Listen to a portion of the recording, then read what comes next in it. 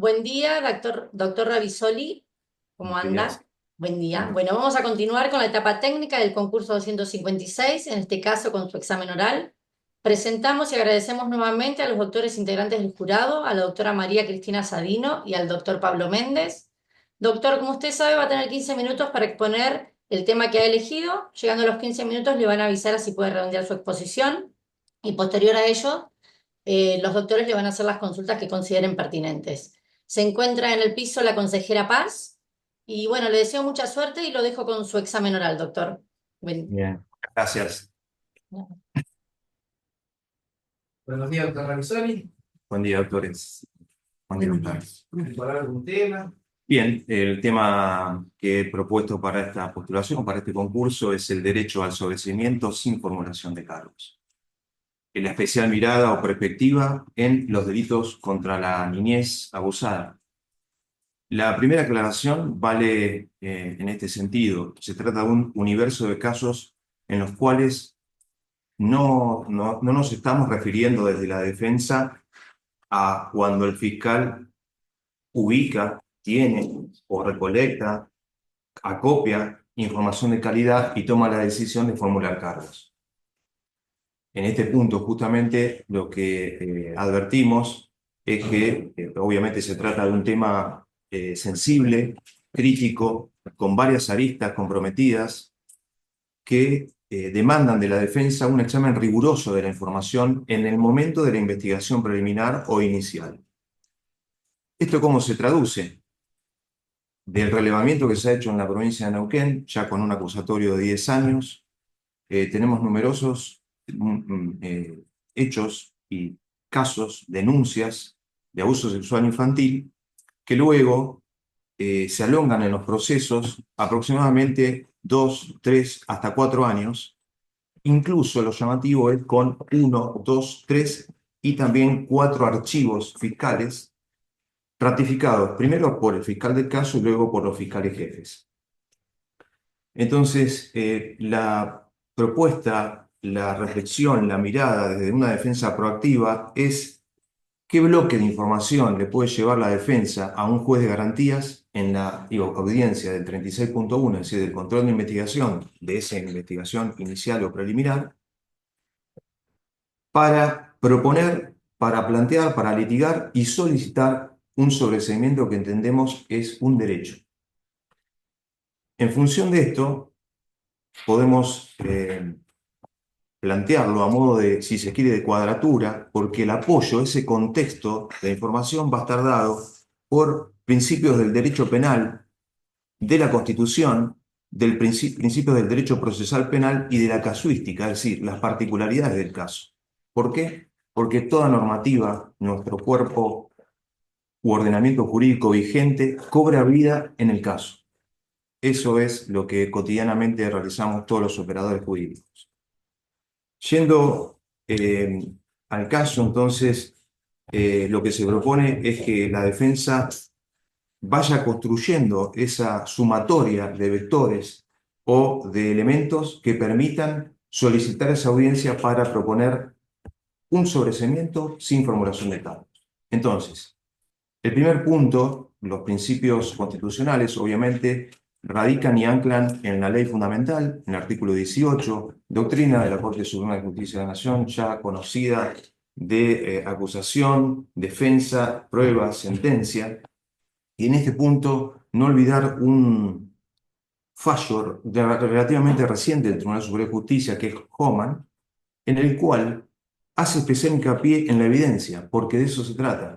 Los operadores judiciales en el foro penal, además de cotidianamente gestionar o tratar un conflicto, el que no gestiona es el juez, pero el resto de las partes de cada uno de su rol, la defensa gestiona el interés de la parte del asistido, de la persona sometida a proceso, eh, tiene que tener en cuenta, por supuesto, los derechos y garantías, la vigencia de los derechos y garantías del imputado. ¿Qué dice el fallo Homan? Justamente que más allá de que en estos casos donde hay una niñez presuntamente abusada y denunciada, más allá de la perspectiva de la niñez, que es una categoría analítica, nunca esa categoría analítica puede menoscabar o avasallar o directamente arrasar los derechos y garantías del imputado. Por otra parte, más allá del anclaje en el artículo 18 de nuestra ley fundamental, que es la matriz fundacional del Estado, tenemos que tener permanentemente en cuenta esa remisión incesante, ese puente, esa ida y vuelta que se da entre los tratados internacionales y la Constitución. Por eso María Angélica Gelli dice que la Constitución es la ley fundamental que se nutre permanentemente de los tratados internacionales. Y no es menor que, ya yendo a cuál es el punto clave, que el pacto, el Tratado Internacional, el Pacto San José de Costa Rica, en el artículo 8.1, alude a cualquier persona que sea señalada por cualquier acusación. Y esa cualquier acusación va a derivar, se va a traducir en la inmediata intervención de un juez, de un tribunal competente. A su vez, la Corte Interamericana de Derechos Humanos, en el caso Barreto Leyva contra Venezuela, del año 2009, establece justamente que cualquier persona que sea señalada, que sea indicada, que sea sospechada, y esto luego lo vamos a ver en el artículo 48 nuestro del Código Procesal Penal Neuquino como calidad de imputado, tiene el derecho a una respuesta pronta, adecuada, para que se verifique o se corrobore el verdadero ejercicio efectivo del derecho de defensa. De hecho, con cita de Mayer, en algún punto dicen, está zanjada la cuestión. Desde el momento en que se activa el proceso penal, tiene que dársele una respuesta a quien resulta imputado, a quien resulta sometido a proceso penal. Entonces, estos son parámetros generales que nos vienen desde lo que se llama, más que derecho penal constitucional, el derecho constitucional penal. Si uno mira de alguna manera hacia arriba, hacia nuestra ley fundamental, vamos también a ubicar este bloque de información de calidad. Por supuesto que esto se integra con el concepto de esa pronta respuesta en el plazo razonable. Y el concepto de plazo razonable, desde ya la tesis presentada por Daniel Pastor, hace más de 10 años, se aplica el concepto de plazo razonable tanto para los derechos de la víctima como para los derechos y garantías del imputado. Entonces, en esa cuadratura podemos ya hablar de los principios o derechos y garantías de anclaje constitucional. El segundo punto, o el segundo extremo o aspecto, sería todo lo que proviene del derecho penal, el derecho de fondo. Y en esto también los operadores judiciales, y puntualmente la defensa, como defensores, debemos estar muy atentos a que el sentido del derecho penal o de la utilización del derecho penal, la instrumentación, es más allá de que litigamos con conflictos de gravedad, porque hay bienes jurídicos protegidos que han sido menoscabados y lesionados, es un programa de pacificación. Por eso, Binder señala que es el programa en sí del Estado, el derecho penal, desde la política criminal, persigue la resolución de conflictos y, una vez más, desde el derecho penal, si se activa, debe darse una pronta y acabada respuesta en el menor tiempo posible. En este punto, Radbruch también hace reflexiones en este sentido, por citar algún autor, que implica siempre estar pensando desde la defensa cómo se mejora el proceso penal. Y el principio de mínima intervención y de última ratio. Si debemos atravesar en todo caso por un juicio justo y aplicar eventualmente una pena, que es el momento, si bien legítimo, de violencia máxima del Estado, debe, digamos, administrarse de la mejor manera todo el avance del proceso penal. Bien, segundo aspecto. Tercer aspecto, todo lo que tiene que ver con los principios procesales penales o el derecho procesal penal. Y en el derecho procesal penal, ubicándonos en nuestro contexto, en la provincia de Neuquén, hay un juego armónico de interpretación que se vale del artículo 48 porque al hablar de calidad de imputado es la persona que ya está indicada, sindicada, al menos sospechada, y cuando ya se haya cumplido respecto de esta, y ahí está el mismo término que utiliza el Pacto de San José de Costa Rica, cualquier acusación, cualquier acto de investigación de la Fiscalía o de la Policía. Con lo cual, ese ya rótulo, ese término, esa calidad, implica que se le dé una respuesta en el menor tiempo posible. Juega también en una interpretación hermenéutica armónica el artículo 126, porque la denuncia dice lo mayor detallado posible o lo circunstanciado en cuanto al hecho. Y de allí que se nos planteen cuestiones tanto como ciertas paradojas que plantea el Código Procesal Penal neuquino, porque en las reglas de disponibilidad de la acción, si el fiscal aplica un principio de oportunidad y ese principio de oportunidad, sin haber formulado cargo, se cumple, luego está el 107, pide el sobreseimiento. Con lo cual también lo paradójico resulta medularmente en esto. Cuando el fiscal decide desestimar una audiencia, perdón, una denuncia, o desestimar una denuncia, o decretar un archivo, lo hace respecto de un hecho. El decreto de archivo, de hecho, lo hace circunstanciando a un hecho. Y la denuncia, cuando hace el decreto del fiscal, lo dice referencia a un hecho. Por otra parte, generalmente de las denuncias surgen las variables de lugar, tiempo, secuencia, alguna característica especial y quién es la persona indicada. De hecho, se le dice, ha sido denunciado, tiene el derecho, le asiste el derecho por el artículo 8.2 del Pacto de San José de Costa Rica, artículo 10 de nuestro Código Procesal Penal neuquino, 55 y 54, de poner un defensor, y si no puede, un defensor de confianza, un defensor del Estado. Ahora bien, es poco el tiempo, es un tema muy extenso. Del relevamiento, y ya yendo a la casuística, hay todo tipo de casos. No voy a mencionar las carátulas, solo sí Mayna, porque es una sentencia firme. En Mayna hubo una solicitud donde el propio fiscal acompaña el sobreseimiento de la defensa, se opone la querella por la niñez, hay una litigación, pero el juez de garantías hace con fundamento y fundamentalmente con esto de, si bien hay una categoría analítica de la perspectiva de la niñez, hace lugar al sobreseimiento. Hay otro caso, lo dije, Mayna, y hay otro caso fundamental para destacar, está el caso B, que tiene 4 archivos, ya lleva 4 años de litigio y no hay una respuesta concreta y no hay formulación de cargos. Está el caso S, está y el caso T, que ya es el caso troncoso, que también ya está firme, tiene un derrotero especial, un derrotero muy, muy nutrido porque hay muchas audiencias, lo cierto es que finalmente con la segunda integración del Tribunal de Impugnación, con la doctora Lupica Cristo, el doctor Trincheri y el doctor Nazareno Eulogio, hacen lugar al sobreseimiento. ¿Por qué? Porque entienden que en ese caso, ya desde el primer momento, no existió el hecho. Entonces, lo que van teniendo en comunión todos estos casos es que o bien hay sucesivas audiencias solicitadas por la parte querellante, generalmente, que luego se cancelan. O sea que la dilación en el tiempo, que no es inocuo para nadie, menos para la persona más que está sometida a proceso penal peor aún si está privada de libertad, tiene que tener una pronta respuesta. Y esto no se está corroborando.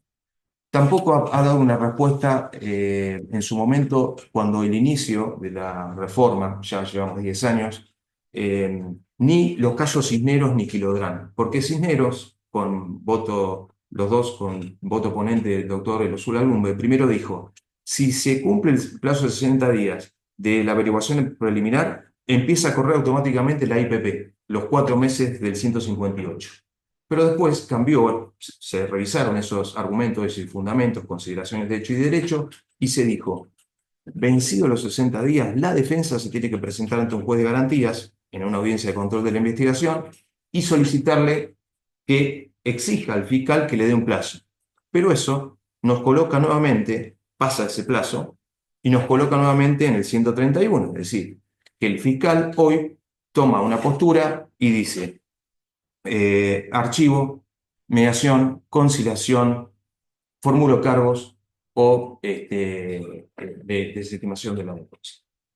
Entonces, hay una cuestión que quiero insistir en esto. ¿Cómo hacemos esa sumatoria de vectores? ¿Cómo construimos desde la defensa ese bloque de información importante? Bueno, en todos estos casos donde de primer momento no tenemos el dolo, no está el elemento subjetivo, ni la figura se adecua a una figura penal, ni la conducta se adecua a una figura penal, o bien tenemos una elongación del proceso donde nuestro asistido o nuestra asistida no contribuye a una dilación innecesaria, o la averiguación preliminar en términos de investigación está agotada, ya está agotada, o también cuando la parte querellante propuso medidas y esas medidas que propuso la parte querellante no se cumplieron. Entonces tenemos casos donde propuestas, diligencias por la parte querellante pasan 8 meses y no se mueve ese legajo y es necesario una pronta respuesta.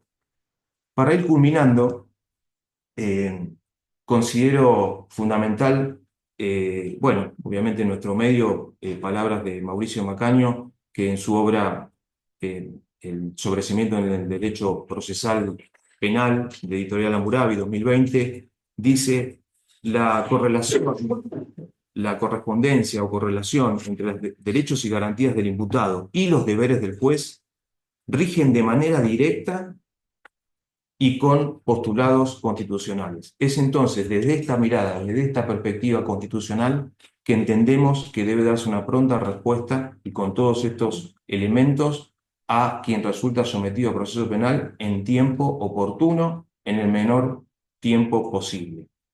Por último, y ahora sí cierro, es muy importante y muy interesante, cerrando con una casuística, que la Corte Interamericana de Derechos Humanos recientemente, 21 de junio del 2023, en la resolución 35, advirtió que el Estado argentino había incurrido en responsabilidad internacional porque 2 niñas de 12 y 14 años, C y J, que las denomino C y J, hacía ya 6 años que no veían a su padre. Ya era de 2017 la denuncia, había sido sobreseído en el 2018 y todavía no había sido revinculado en el foro de familia. Y por último, hacer especial hincapié que no es una cuestión de denuncias donde solamente se han denunciado varones. Aida Kemelmacher de Carlucci hace especial hincapié analizando una sentencia de la localidad de Meta, en Salta, 2019, donde la abuela es denunciada, finalmente sobreseída. Con esto quiero decir que se impone con una rigurosidad de parte de la defensa y una minuciosidad en este sentido, llevar un bloque de información con todos estos puntos al juez de garantía y solicitar el sobreseimiento aún sin formulación de cargos. Me queda una última cuestión, les pido, no sé si es posible. Bien, bien. Si quiere agregar la última cuestión, así ya. Agrego la última cuestión. Porque uno muchas veces evalúa, analiza, reflexiona sobre las problemáticas o distintas temáticas. Y la propuesta sería una reforma legislativa al modo que tiene Chile en el artículo 95, inciso F, donde es un derecho al sobreseimiento sin formulación de cargos. O bien, en nuestro caso, dentro del artículo 131, como inciso, la postura del señor fiscal que luego de la averiguación preliminar pueda instar el sobreseimiento. Nada, muchas gracias. Muy novedoso el tema y interesante. Una situación actual en la cual hay muchísimas causas con archivo que no solo afectan la situación del proceso penal, sino que trascienden por otros fueros, como el caso del derecho de familia, con lo cual es una situación que que hay que litigar a la defensa. Yo quiero que están en la pareja de, somos diputados del Congreso General de Legislación, y siendo diputados tenemos el derecho sobre el seguimiento, es algo que habría que trabajar en la litigación y comenzar a la bueno, hemos preparado unas No, preguntitas. pero yo tengo una consulta. Usted va y le pide al juez de garantías que le dé el sobreseimiento en función de estos plazos, ¿no? O sea, que está denunciado supongamos, desde el 2018, hay archivo, esto, y entonces le dice que no, porque como no hubo apertura, como no le impusieron cargos, no tiene derecho. ¿Qué? Como defensor, Sí. bien, como defensor rápidamente impugno. En este punto, nuestro Código Procesal Penal nos da la herramienta porque alude a actos procesales importantes. Y yo iría con especial anclaje constitucional y con todo este desarrollo a impugnación, por supuesto, por ejemplo, valiéndome de el concepto de acto procesal importante de la Corte Interamericana de Derechos Humanos en el precedente Abella de 1997, ¿Y qué donde agravio yo, concreto tendría para su representado? ¿Cuál sería el agravio que diría, mire, el juez me está, o sea, la resolución del juez me agravia? ¿Cuál sería? el tiempo en el cual, por eso, ahí va según toda esta sumatoria y las características del hecho. Por ejemplo, el tiempo puede estar hace 3 años, 4 años, le marcaría ese extremo, le marcaría que no, que mi asistido o mi asistida no contribuyó de ninguna manera a la dilación de ese tiempo, que hay una predeterminación del hecho o una circunstancia o un hecho circunstanciado en la denuncia que surge de la propia denuncia conforme al artículo 126, que con anclaje constitucional por el artículo primero de nuestro Código Procesal Penal, por sistematicidad, pero justamente lo dicen en el artículo primero, regirán de modo directo los derechos y garantías del imputado conforme a la Constitución Nacional, Constitución Provincial y tratados internacionales. Y de allí iría a la fundamentación y planteo en los artículos 8.1 y 8.2b de la Convención Americana de los Derechos Humanos. Preparamos unos casos. Usted está en su Ministerio de la Defensa y le asignan una carpeta que acaba de renunciar el defensor particular. Esta carpeta ya viene una causa por lesiones graves en contexto de violencia de género. Registra una apertura de la investigación, en la audiencia de apertura de la investigación le dan 4 meses de plazo, o sea, el plazo de ley al fiscal. Y desde esa audiencia han transcurrido 6 meses, ¿no? O sea, hubo formulación de cargos. Hubo formulación de cargos. En la audiencia de esa formulación de cargos, el juez le otorga a la fiscalía 4 meses para que investigue. Y estamos, habiendo transcurrido 6 meses, le llega esa carpeta a usted. Ante esta situación, ¿cómo actuaría como defensor?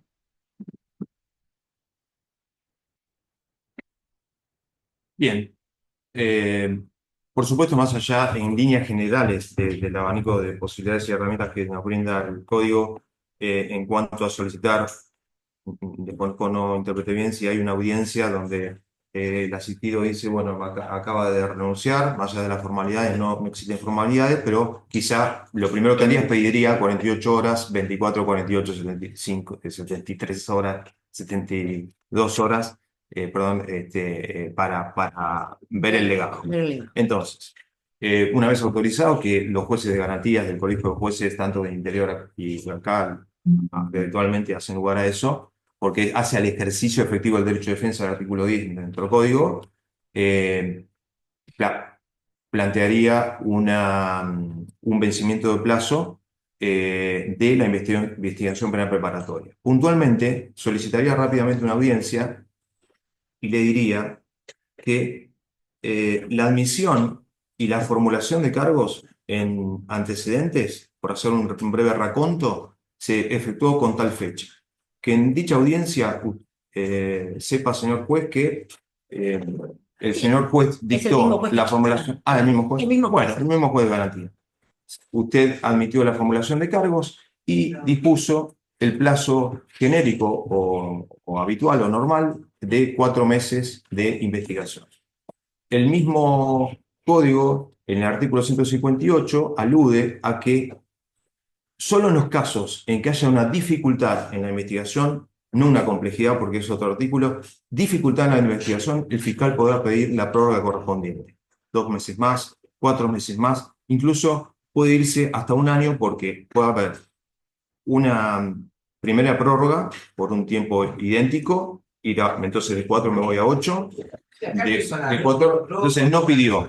No estamos hablando, ya no pidió, se venció el plazo y ese plazo implica la extinción de la acción penal por vencimiento de plazo de investigación penal preparatoria. Eso pediría usted. Sí. ¿Conoce las líneas judiciales que tiene esta la provincia en función de los plazos de los 178, que se Sí. está aplicado a Sí, es cierto y no escapa al conocimiento, tenemos varios fallos, fundamentalmente que aluden o remiten al fallo Price. Ahora, tenemos, del fallo Price se lo ha citado en el fallo Starling, TCJ Nauquino, en el fallo Parra, TCJ Nauquino, en el fallo Hernández, TCJ Nauquino. En esos 3 se alude al plazo de investigación, perdón, al plazo de todo el proceso de duración, desde la formalización o formulación de cargos, y habla de 3 años, que es el artículo 87.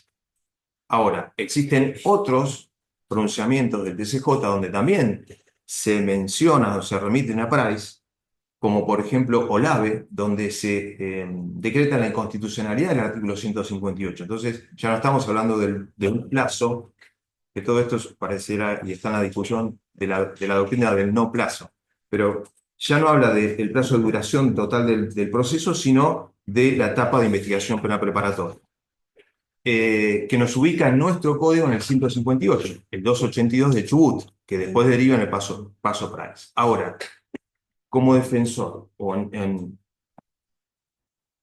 el rol de defensor, el fallo Price adolece de algunas cuestiones. Respetuosamente entiendo que hay algunas implicancias de manera tal que no es posible, como ya ha salido un trabajo de Carolina Ahumada en este sentido, del análisis del precedente, no es posible tenerlo como precedente. ¿Por qué? Porque, por ejemplo, brevemente lo digo, no hay una comunidad argumentativa de votos. Por otra parte, si bien es cierto que se plantea, como se hizo en Canales, la Corte, todo lo que tiene que ver con facultades reservadas y delegadas entre nación y provincias, las provincias se han reservado todo lo que tiene que ver con las normativas procesales y en los códigos de fondo, lo que es prescripción, por ejemplo, la nación. Estos son lineamientos que los traigo al fallo Canales porque en Canales la Corte Suprema de Justicia de la Nación alude a cuál fue el programa fundacional desde 1853 a 1860 con cita de Alberdi y Joaquín B. González, y dicen: las provincias tienen reservados los códigos procesales y no fue delegado. Por lo tanto, ellas pueden avanzar, pueden disponer, pueden legislar, pueden consagrar previsiones o normativas acerca de lo que se entiende por plazo razonable. Ahora, una cosa es plazo razonable, otra cosa es prescripción. Eso se confunde en algún sentido en el fallo Price y por lo tanto yo también me anticiparía y haría todo este desarrollo, ¿sí?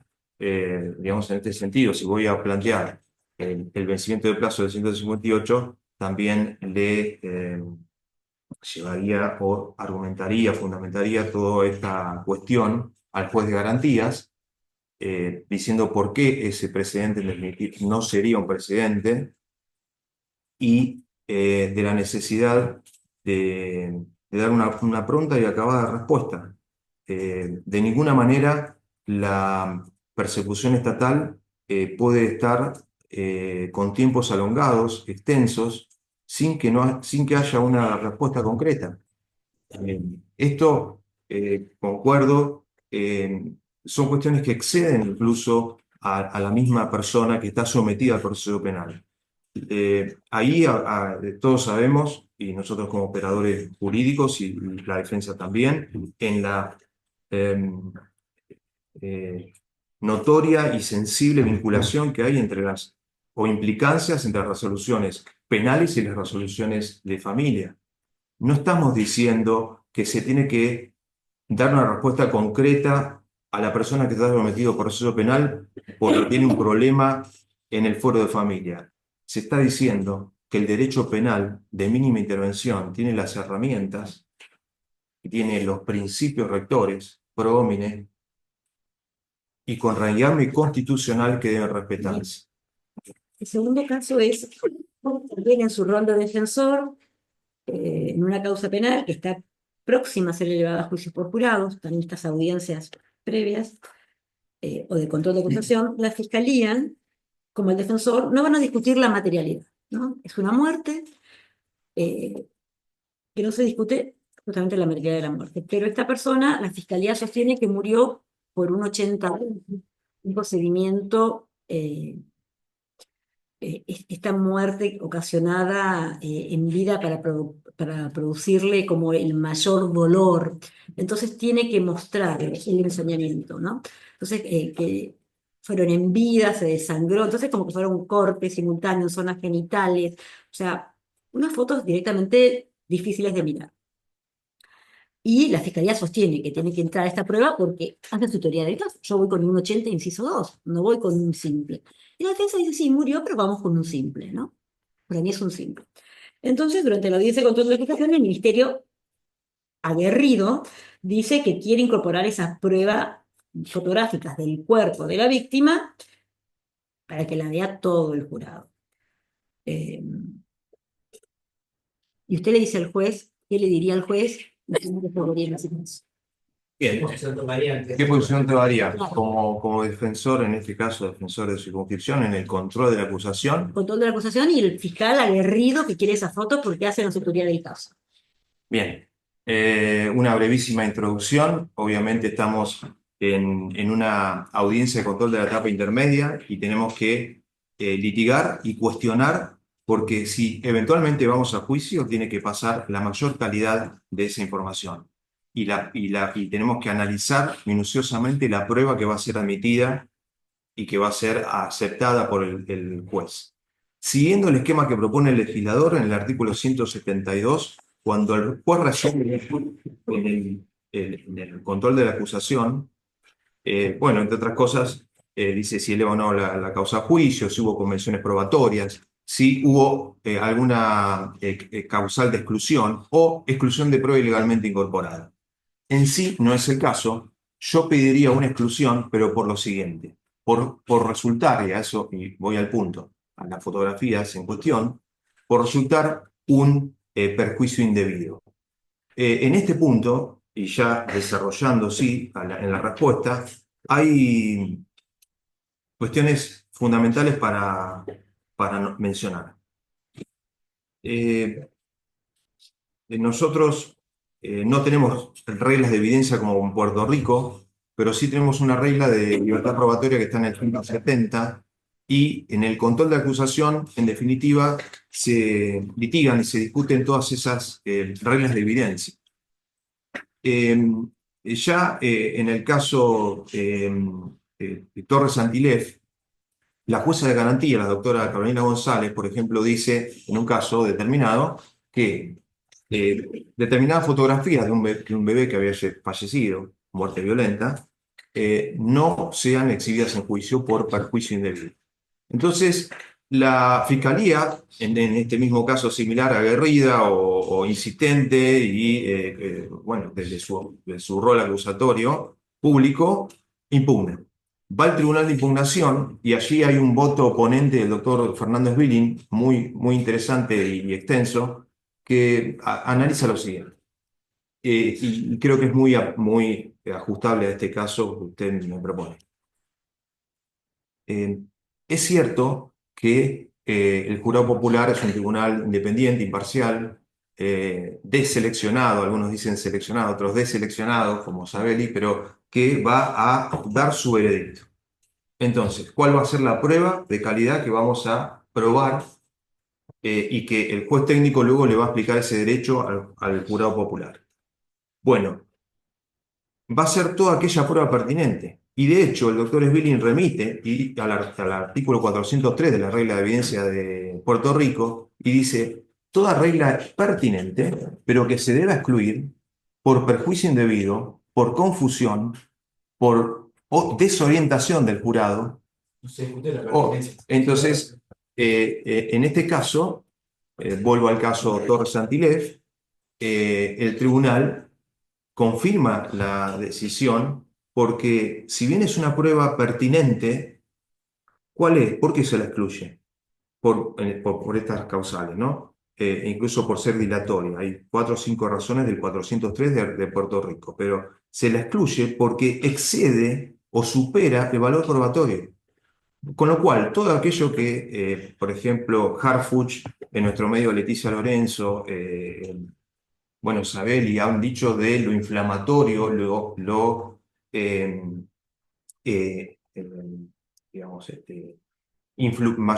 mayormente influenciable, lo que ya puede desorientar o causar prejuicio o perjuicio al jurado popular, debe excluirse. Hubo otro caso en la provincia de Neuquén, que es el caso Tolaba. Allí intervino el doctor Diego Piedrabuena como juez de garantías. Fue muy interesante también la discusión porque se trataba de una cámara Gesell. Iba a juicio por jurado, y lo fue, y resultó responsabilizado y condenado por un femicidio. Tolaba, que luego de recibir pena y demás, se suicidó. En este caso, la fiscalía, aguerrida y en el momento del control de la acusación, ofrece una cámara Gesell. Y se empieza a dar una discusión porque la defensa le dice, esta cámara Gesell no guarda vinculación con el hecho. Sí, le dice la fiscalía, porque yo quiero probar con esa Gesell, obviamente, a un niño menor, era una niña, Sí. 8 o 9 años, que había sido víctima de abuso sexual infantil. Se había dado la Gesell en el ámbito acondicionado y todo. Y la fiscalía quería llevarlo porque esa Gesell, en definitiva, desacreditaba, porque ¿quién era el abusador? Un testigo de la defensa. Entonces era muy entramada la cuestión, pero ¿qué dijo el juez de garantías? Miren, esto no guarda vinculación, hago una exclusión porque no corresponde directamente, no es pertinente, y conforme el 172 no lo admite. Deja expresado en su resolutorio que específicamente, como dice el 172, no admite por tal y por tal causa. Fiscalía impugna. Y en impugnación se da toda una discusión que culmina rápidamente de la siguiente manera. Permiten solo que se exhiba en juicio una parte de la cámara Gesell. ¿Cuál es? No la del abuso, sino en la cual la víctima, la niña que fue entrevistada, daba cuenta del contexto de violencia porque ella era hija de la madre, la víctima fallecida. Entonces allí viene todo otro contexto que es que el Tribunal de Impugnación lo tiene en cuenta, que es, además de la violencia contra la mujer, los hijos de la violencia. El contexto a veces de violencia entre la familia. Bien, la tenemos respondida. Sigue usted en su rol de defensor y viene un acusado por un abuso sexual con acceso carnal por introducción de dedos a una paciente. El médico es un profesional ginecológico, está haciendo una práctica médica como es una transvaginal, y la víctima, la denunciante, dice que en esa práctica se excedió de su función y le metió dedos en la vagina, ¿no? Entonces ella denuncia por este abuso sexual. Durante la audiencia, la acusación viene por el 119, tercer párrafo, acceso carnal, introducción de dedos. Y al momento de discutir las instrucciones, ya va a juicio por jurado, se eleva a juicio, y ya en la etapa del juicio por jurado, con esta calificación, el juez incorpora, da a las partes previo a dar las instrucciones del jurado, ¿no? En la audiencia que se debaten estas instrucciones, incorpora dos delitos como posibles veredictos de culpabilidad, además del 119 con acceso carnal. Incorpora el abuso sexual simple, del 119 primer párrafo, y el abuso sexual gravemente ultrajante del segundo párrafo. Eh, usted como defensor, eh, ¿cómo actuaría frente a esta situación? Lo primero que le consulto es si lo propone la defensa o si el juez de oficio, El juez de oficio. incluye. El juez de oficio fue materia de discusión, de prueba, la circunstancia del. Y la acusación, o sea, la defensa tiene una teoría negativa, el hecho no ocurrió, o sea, la defensa se planta y ahí sí, el alegato de inicio, el hecho no ocurrió. La fiscalía en su alegato de inicio dice, María en la práctica médica efectuada por el doctor tanto, fue abusada con acceso carnal con la introducción de dedos en la vagina. Acceso carnal Sí. es eso. Y la acusación viene con eso, ¿no? Bien, Venimos con esa plataforma y con esa introducción de dedos en vagina. bien, bien, gracias. El avance del proceso penal. La formulación de cargos fue con una calificación, 119 tercero. A partir de allí empieza una etapa de investigación penal preparatoria, que es un plazo común, y yo me empiezo a defender de eso. Y voy efectuando diligencias, medidas probatorias, etcétera, y voy reuniendo información de cara al control de acusación. Pasamos el control de acusación, etapa intermedia, se fija por la modalidad de jurado popular, porque lo pretende o lo dispone, lo pide, lo solicita el fiscal, cuando en otros sistemas es un derecho del imputado, es otra discusión. Ahora, si yo tengo ya en la audiencia del 205, es decir, de las instrucciones, yo haría protesta, porque yo tengo la convicción como defensor de circunscripción de que ya va a haber el plexo probatorio de la fiscalía es deficitario, porque voy a evaluar y porque voy a controlar y confrontar, por ejemplo, como insistentemente se hace o aluden, perdón, autores como Pelayo Vial a la mejor herramienta que tiene la defensa, que es el contraexamen. Entonces, tengo mi teoría y voy a demostrar que eso no ocurrió. Entonces, en función de eso, a los dos tipos penales que pretende introducir el juez, al gravemente ultrajante y al abuso sexual simple. en un caso así, sí. Si yo estoy convencido, yo voy a hacer la protesta y voy a dejarlo para eventualmente, luego de la responsabilidad, si es que existe, y de la imposición de pena, ir a impugnación. Y en impugnación hacer especial hincapié en que hice protesta de reserva del delito menor incluido cuando yo tenía, digamos, es una estrategia, obviamente, porque bien sabemos que la discusión pasa muchas veces porque en esa audiencia que se hacen entre las partes con el juez técnico, esto se discute, se litiga, ¿cómo? Ahí se arma el recurso. Ahí se arma el recurso de la defensa. Y muchas veces la defensa, según qué estrategia tenga, dice, no, yo quiero que me instruya en este delito, porque considero tal y tal cosa. O sea que usted considera que una facultad de la defensa es el tema del delito menor incluido, si lo acepta o no lo acepta, y lo puede ver. Exacto, exacto. ¿Conoce algún fallo local o nacional que haya establecido esta facultad o este deber de los jueces de introducir el delito menor incluido cuando el mismo es objeto de litigación, se da en instancia de prueba, la defensa lo conocía o pudo dirimir prueba en la Cámara de Juicio en función a esos hechos? Sí, rápidamente podría mencionar Méndez, que fue uno de los primeros en el 2014, más recientemente, perdón, 2014, Méndez. 2015, Turra Nahuel, con intervención del doctor Alejandro Cabral como juez técnico. ya le digo, Sara Miranda, con intervención del doctor como juez técnico Cristian Viana, y en Sara Miranda es algo, yo diría, emblemático, porque bueno, después vuelvo a Méndez. Pero Sara Miranda se hace tan nutrida y tan profusa la discusión entre las partes en la audiencia de instrucción finales para el jurado popular, que quedan las siguientes variantes. Bueno, en ese caso, la víctima es Roque Mora, bueno, ya esto ya digo los nombres porque está totalmente firme. En- y es una mujer que ingresa, bueno, se da la muerte violenta dentro del domicilio de la víctima, en este caso un hombre mayor, un hombre adulto, en determinadas circunstancias. La discusión versó, y quiero ser breve, y quedan las siguientes instrucciones.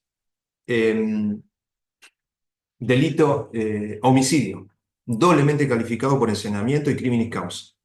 Primera opción. Segunda opción, homicidio, criminis causa. Tercera, homicidio solo por ensañamiento. Cuarto, Homicidio. homicidio simple. Otra era, o quinto, creo, homicidio con exceso en la legítima defensa. Sexto o séptimo, homicidio con legítima defensa. Y octavo, el homicidio en concurso real con robo. ¿No? Bueno, yendo a Méndez, Méndez es uno de los primeros casos donde hay un voto oponente en el Tribunal de Impugnación, porque después va al Tribunal de Impugnación de la doctora Florencia Martini. Es interesante porque Méndez estaba imputado por homicidio calificado en el ejercicio de sus funciones, porque era policía y la muerte se produce en una muerte violenta con arma reglamentaria. Se discute, la defensa impugna y hay una cuestión que radica en cómo el juez técnico dio las instrucciones al jurado. Y la defensa obviamente había hecho protesta o reserva en el marco del artículo 205, en esa discusión de instrucciones. Entonces el Tribunal de Impugnación, con voto inicial de la doctora Martini, dice que en algún punto no se había incluido el delito menor, que era homicidio simple, y hacen todo un análisis porque, en definitiva, lo que surgió de la prueba producida en juicio, por eso también el Tribunal de Impugnación habla de veredicto contrario a prueba producida, es lo siguiente. Él sale en auxilio de su hijo, pero él, primero, no estaba en funciones policiales, o no estaba ni cumpliendo horas adicionales, y sí es cierto que ingresa a su casa, toma el arma, con lo cual, perdón, me corrijo, es homicidio simple agravado por la utilización de arma de fuego. Entonces, por supuesto que hay muchos precedentes donde, y eso es lo bueno que tenemos en Neuquén, que son audiencias nutridas, y cuanto más se discute, creo que es más interesante, que podría sumar. Hay otro caso interesante. Ya estamos. El tema de menor ya está contigo. Hemos preparado un caso para que lo lea. Tranquilo. Caso práctico para Un caso que lo práctico. lea, más tiempo posible. Y para que tenga una respuesta de cómo sería el posicionamiento como defensor en ese caso concreto. Perdón.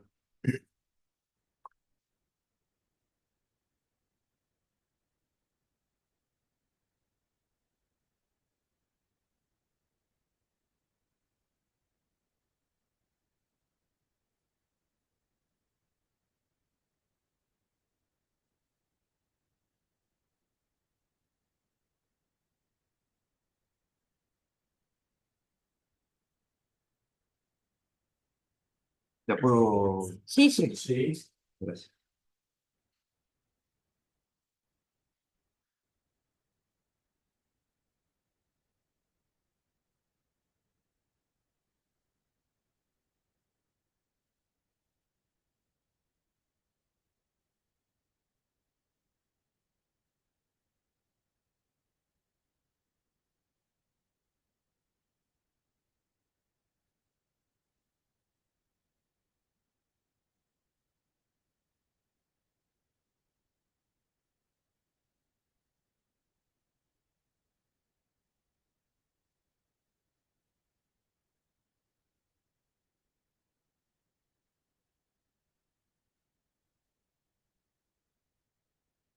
Bien, el fiscal va con un artículo 165, sostiene que fue un homicidio en ocasión de robo, eh, y estamos en, digamos, usted habla con el muchacho, de pronto, ¿cómo se plantearía en el caso? O sea, ¿qué defensa articularía? ¿Cuál sería su posición?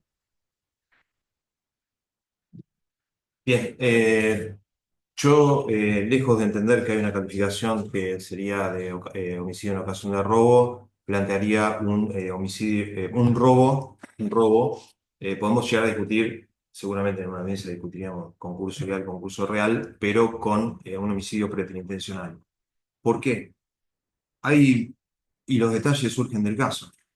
Eh, Hay intenciones de robo, es decir, ¿Discutiría usted el robo? ¿Discutiría la situación de robo? de robo no. De robo no, porque hubo un desapoderamiento, está claro. Supongamos que tenemos elementos o se hizo posterior un allanamiento. Digo, sumo cosas hipotéticas, pero Sí, se ubican los elementos sustraídos en el lugar de. O se lo aprende a pocas, supongamos, ya consumado el robo y no discutiría el robo. y se encontraba con las cosas, sí. Iría, ¿por qué? Porque primero habla de las intenciones de robo, hay un desapoderamiento.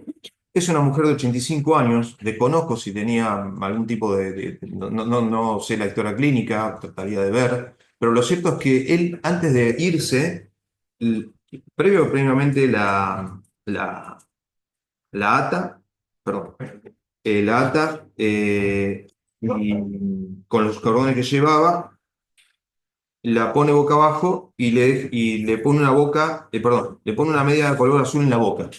Previo a irse, después que desapoderó carteras, billeteras, dinero, le libera de las ataduras, pero le queda la,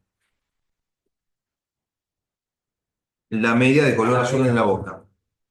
Producto de eso se produce la muerte. Con lo cual, allí hay toda una discusión que opera, digamos, en el análisis de dos extremos. Hay una intención de robo, hay una intención de causar un daño o un riesgo en la salud, pero no de muerte. No hay un resultado, no se busca, si vemos desde la estructura del delito por comisión, no hay un dolo homicida, no busca el resultado muerte.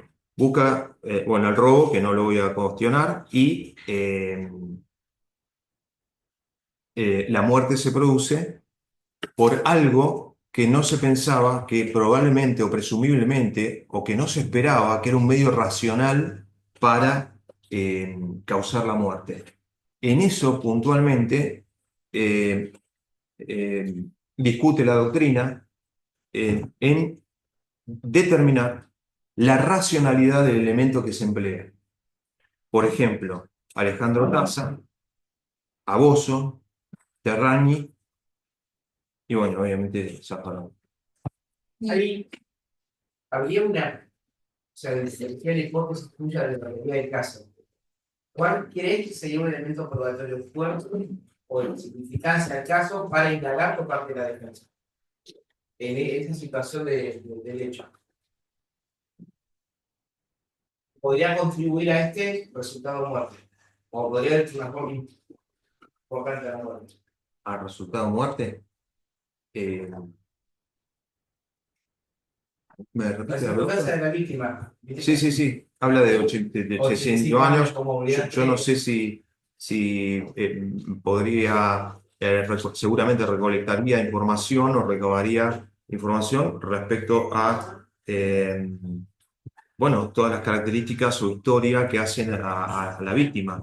Porque también puede haber algún aspecto, digamos, concausal. Desconozco si la víctima, eh, eh, cuando analizamos el caso, analizamos también todos los intervinientes y en ese sentido me centraría en si la víctima tenía incluso algún tipo de afección o estaba un problema de salud, Una patología alguna congénita patología que coronaria puso una predisposición. congénita que predispuso pero de ninguna manera, yo creo que igual la aclaración o el punto está en la discusión de la racionalidad o no del medio empleado.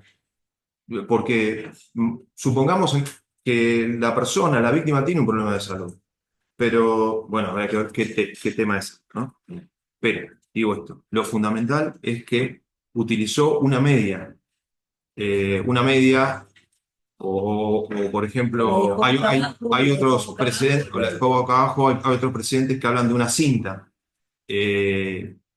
Presumiblemente no, insisto, no busca, no se representa, no está el dolo homicida, no está el elemento subjetivo del tipo, y por lo tanto lo único que quería pretender es un daño en la salud por riesgo.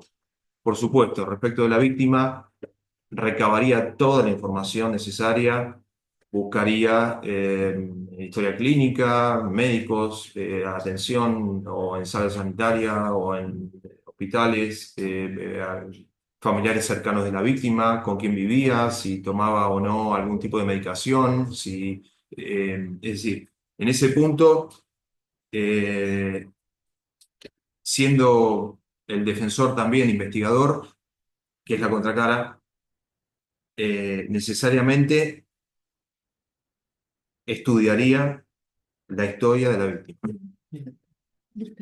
Listo. Muchísimas gracias, doctor Bessel. Bueno, gracias. Hasta luego. Buen día. Gracias. Gracias. Gracias. Un gusto, Luego, doctora. doctor. Hasta luego. Esto. Sí, lo dejamos acá. Lo dejamos acá Lo dejamos acá. porque Sí.